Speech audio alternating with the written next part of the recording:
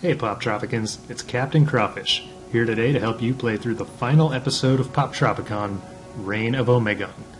As always, this video contains spoilers, so if you don't want to know what happens, or if you want to figure out how to get through the quest by yourself, wait to watch the video until later.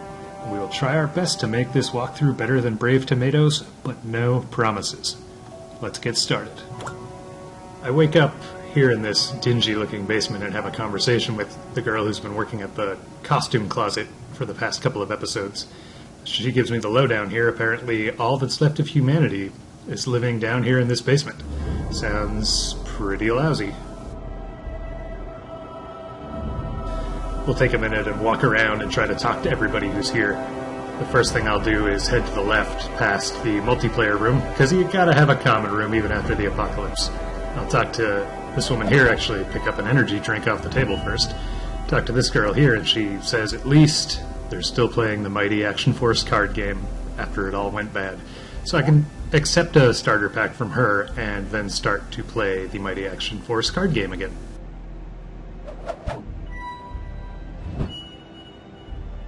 If you've never played it before, you'll be put into this tutorial once again. You'll notice the cards are all tattered and worn.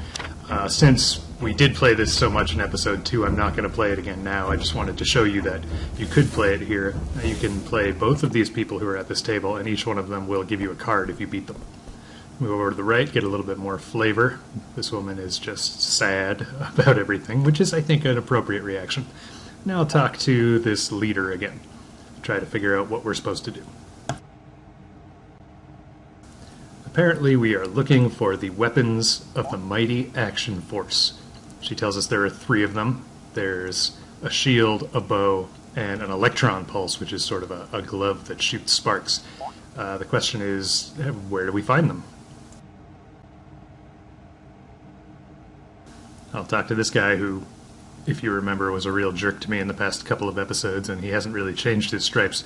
But he says that this is a lot like something that happened in the comics, when the Mighty Action Force summoned somebody called Alphaeon. He's going to give me right now a comic page that should explain a little bit about what he's talking about. What you'll see when it appears is the Mighty Action Force. This is the Silver Age Mighty Action Force with the electron pulse, shield, and bow, and then there's that silver guy, Alphaeon, who is as strong as all of the Mighty Action Force characters combined.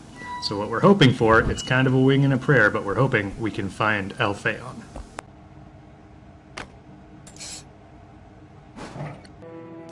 Heading to the exhibit hall, this is where the elf archer is now being held captive.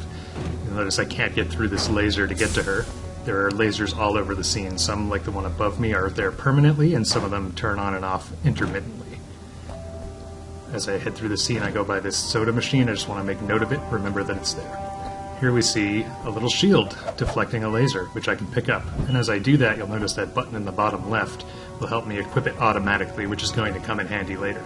When it's equipped, I press the space bar, or action button, and it will deflect a laser at a 90-degree angle. You see it just blew up that battery pack, and it turned off the laser.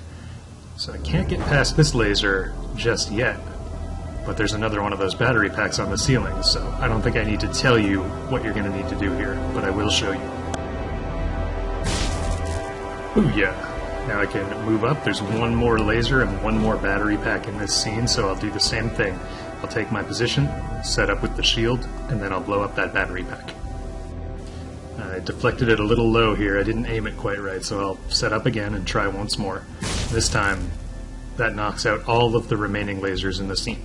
Because of that, I can now get up to where the elf archer is, and I can press that red button to free her.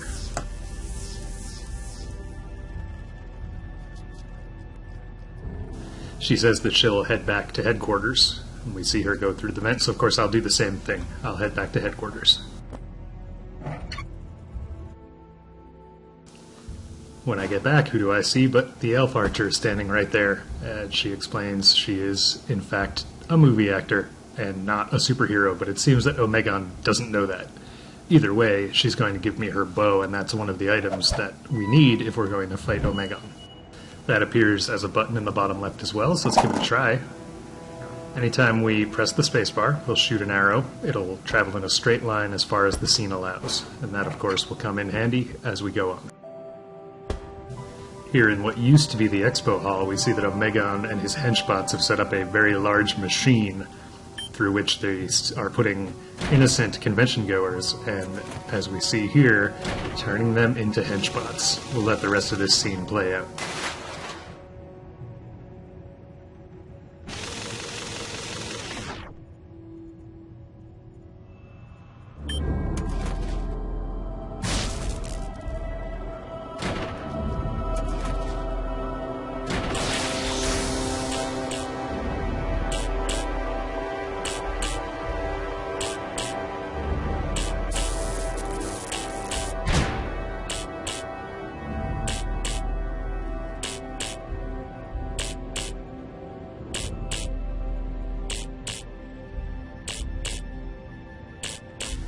The henchbots are out of the way. The poor wizard is still stuck, although there's nothing we can do for him just yet. More pressing is Goldface, who's trapped in the cage up there. We can go get him right now. You'll see some of the familiar things here that we saw in the last scene. I'll try to bounce this laser with my shield, but it's being blocked by that crate up there, so clearly I have to think of something else. Here I'm being blocked by a green force field, and we see a green target there. There's maybe only one thing we can do here. We'll equip the bow using that button, fire it into the green target, and that turns off the force field. Heading on, there's another green target, but not in a place that I can aim at it just by standing at my usual height. Another crate up here, I'll push off to this bottom level, push it once more all the way to the floor. Perfect height to blow up that target, which exposes yet another target, so we'll head up there. Similar situation here, I can't shoot at it just by standing there. However, I can push this crate to the side and use it to get up onto this high platform. That does two things for me. One, it allows me to shoot the arrow at that target, which knocks out this force field. It also clears the path for that laser. Now I know by this point you know exactly what to do, but I have to show you anyway if we're going to keep going through the quest. I'll pick up a position here, deploy my shield, and take out that last laser between me and Goldface.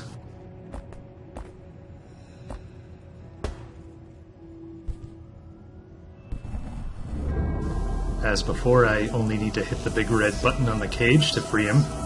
He'll say something and also go back to headquarters. So I will follow him up into the vent and talk to him there.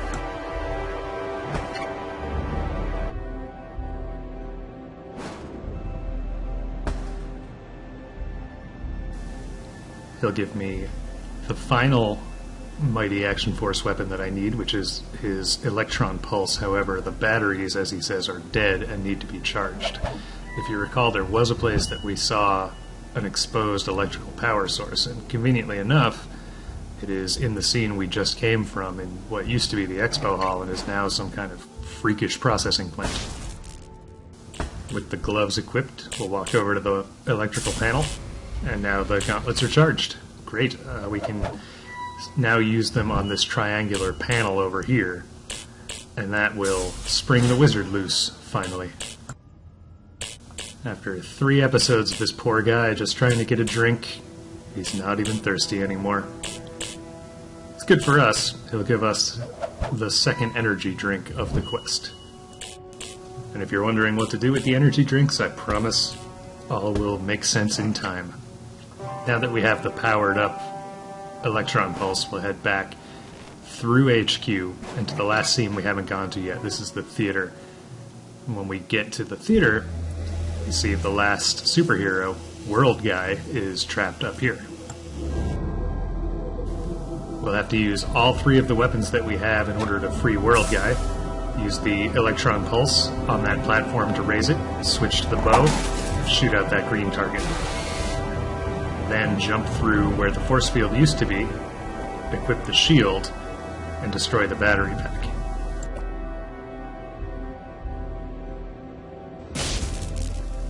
Bad news. Something's happening to the shield.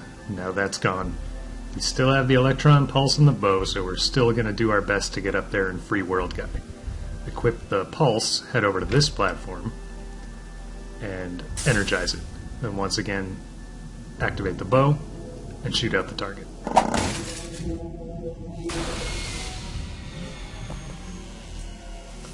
As with Elf Archer and Goldface before him, when we free World Guy. He says a little line, and now he's going to run back to HQ as well, so I know you know the drill by now. We'll go follow him there and see if there's anything he can do for us.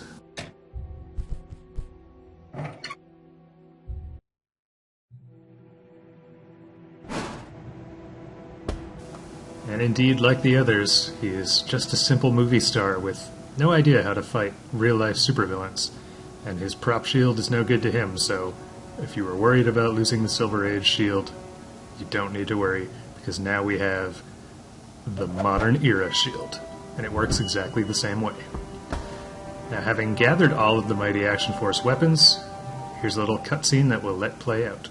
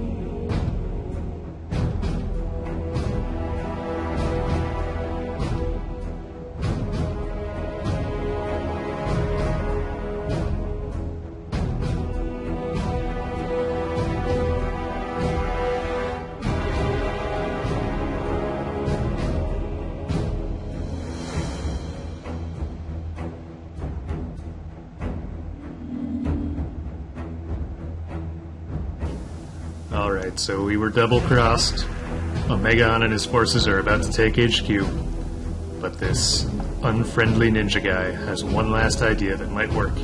He's going to show us another page from the Mighty Action Force comic. This shows Omegon on something called the Omega Crystal, which is fully charged, and as such susceptible to being destroyed. The question is, does he have an Omega Crystal somewhere in the convention center? It's in his throne room. There's only one place that we haven't been yet, and that's in part of what used to be the theater.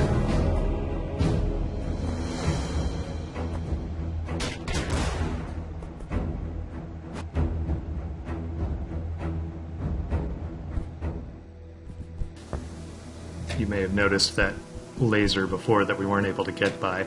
Now that we have World Guy's modern era shield, we're right back in business. We'll head up on this platform again, and to the left of where World Guy was being held, there's another one of these intermittent lasers that we can position to blow up the battery pack. Having done that, we can head to the left side of the screen, and that's where we're going to find Omegon himself.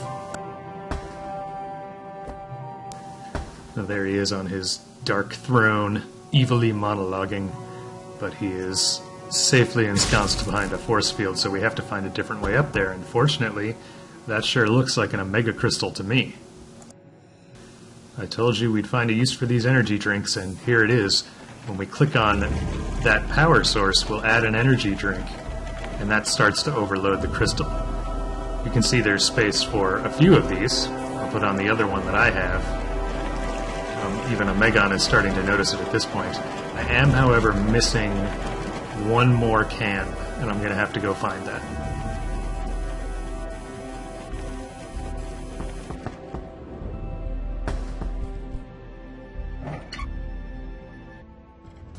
The final can is back here in this scene where we first rescued Elf Archer. You remember that powered-down soda machine that was here. Well, we have something that can power it now. We have the electron pulse. So we'll put them on, click on the machine, and we get our next energy drink. And with this, we'll head straight back to Omegon's throne room.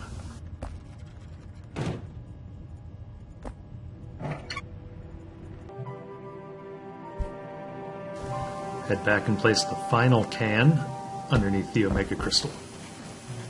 And that does the trick. That thing is looking pretty darn overloaded now. However, those platforms are in the way, so we're going to have to move them. Equip the electron pulse. You'll notice it starts moving slowly. There's a lot of different ways you can do this. You just need to make a clear path from that platform to your upper right all the way to the crystal. The way I do it here is maybe a little bit too careful, but it does work. I'm trying to get them all to be moving in sync so that I'll have plenty of time to line up my shot.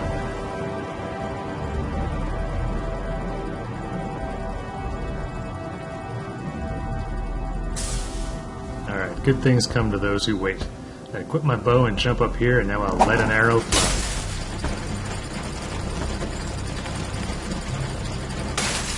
Just like in the comic, it appears that overloading the Omega Crystal worked. He's been banished to his home dimension, and I think I can start taking a victory lap right about now. Or not.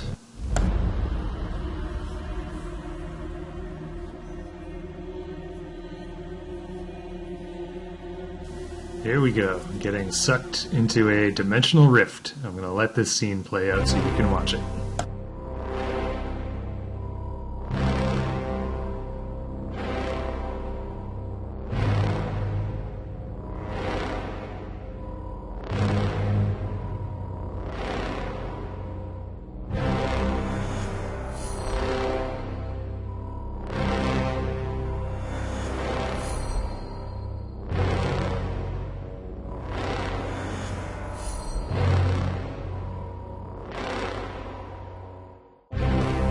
Here we go.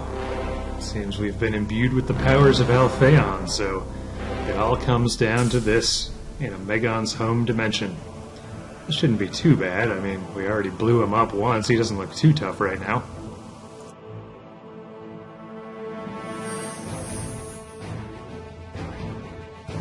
Alright, that's a little worse than I expected. But we've got these weapons. We've used them plenty, so I think we can get started with a fair degree of confidence. You see these lasers shooting us from the side. I can redirect those into the battery packs on his hands. That temporarily disables them, but with the electron pulse I can power them, ride them up, and then use the bow to shatter those green targets. There are 4 of those in total, so I'll keep going. One thing that's useful to know is that you can direct either of the lasers at either of the hands, so whatever's the easiest for you to do, whatever makes the most sense to you, is what you can do. The important thing is we just need to make sure we destroy all 4 of these green targets. Note that you can't actually lose this or be killed, although I suppose you could be stuck here forever if you failed to figure it out. We'll just keep doing what we're doing. Now notice when I blow up the green target here, Omegon's eye changes color. So we'll take care of that in a minute too, but I'm going to get these other green targets blown up first.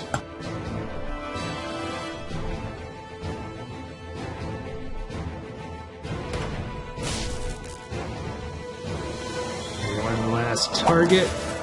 Now both of his eyes are exposed. We've seen what we can do to destroy red lights before. We always use lasers for that. So we'll equip the shield and wait for one of the lasers to drop down. Worked. One more eye left to go. And that's it for you, Omegon.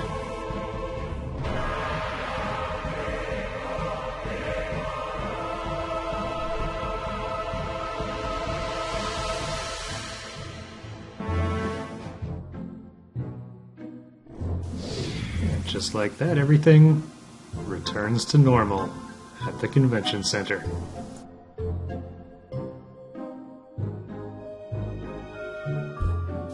As it turns out, that was probably the best convention ever.